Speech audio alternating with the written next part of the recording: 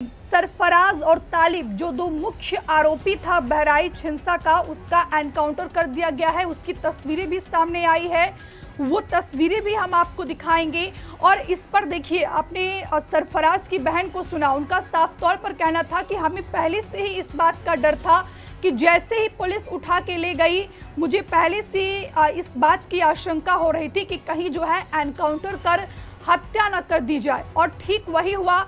बात की जाए तो नेपाल बॉर्डर पर जो है सरफराज और तालिब का एनकाउंटर हुआ है। बताया जा रहा है कि ये दोनों नेपाल भागने के फिराक में थे और इसी दौरान जो है यूपी पुलिस ने धर दबोचा। ये देखिए, ये एक्सक्लूसिव तस्वीरें हम आपको दिखा रहे हैं। एक्सक्लूसिव तस्वीर भी सामने आ गई है।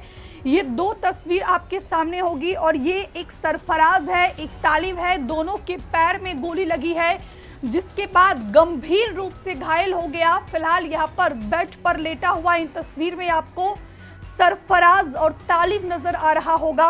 दोनों को पैर में गोली लगी है, हालत बेहद ही गंभीर बताई जा रही है। राम गोपाल की हत्या के दोनों ही आरोपी हैं और इस एनकाउंटर के बाद यूपी पुलिस मुख्यालय में एक बड़ी बैठक चल रही है, जिसमें तमाम जो बड़े अधिकारी हैं वो इस बैठक में शिरकत कर रहे हैं। एनकाउंटर के बाद आगे की यूपी पुलिस की क्या रणनीति होगी, फिलहाल इस पर विचार विमर्श किया जा रहा है। बहराइच हिंसा के आरोपियों से जो है पुलिस की मुठभेड़ हुई और मुठभेड़ के दौरान जो है ये फायरिंग की गई और इसके बाद जो है फायरिंग में आरोपियों के पैर में गोली लगी है, जिसके बाद दोनों की हालत गंभीर बताई जा रही है।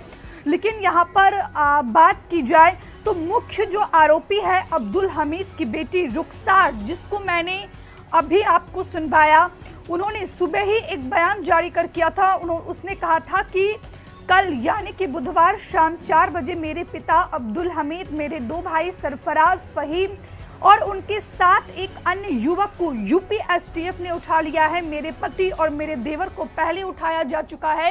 ये एक्सक्लूसिव तस्वीरें भी हम आपको दिखा रहे हैं। एनकाउंटर के बाद जो तस्वीर सामने आई है वो हम आप तक साझा कर रहे हैं। इस तस्वीर में आप देख पा रहे होंगे कि दोनों ही शख्स के पैर में गोली लगी है, जिसके बाद हालत नाजुक बताई जा रही है, हालत गंभीर बताई जा रही है।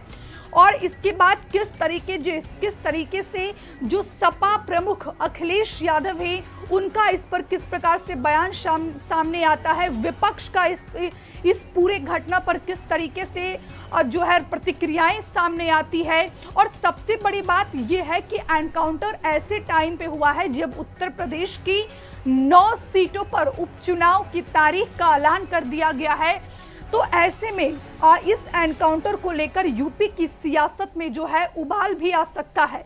ये 2 एक्सक्लूसिव तस्वीरें सबसे पहले अपने दर्शकों तक पंजाब केसरी ने पहुंचाया है।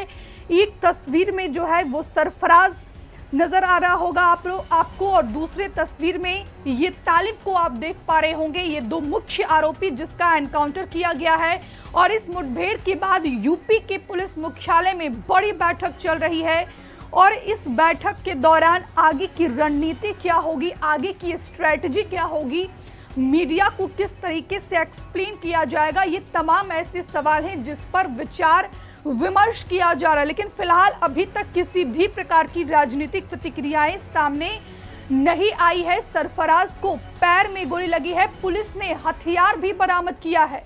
ये एक और बड़ी खबर हम आपको बता रहे हैं कि पुलिस ने जो है मुठभेड़ के दौरान हथियार भी बरामद किया है। मुठभेड़ के बाद 5 अन्य आरोपी की गिरफ्तारी भी हुई है। अमिताभ यश ने कहा कि आरोपियों से मुठभेड़ हुई है। इस एनकाउंटर के बाद जो एडीजी हैं अमिताभ यश, उनका भी बयान सामने आया है। उनका कहना है कि मुठभेड़ हुई और मुठभेड़ के दौरान जो है फायरिंग हुई है और ये फायरिंग के दौरान जो है गोली वो आरोपियों के सरफराज और तालिब के पैर में जाकर लगी, जिसके बाद दोनों को गोली लगने से जो है गंभीर रूप से दोनों घायल हो गया। हालत बेहद गंभीर बताई जा रही है। राम गोपाल की हत्या के आरोपी हैं सरफराज और तालिब।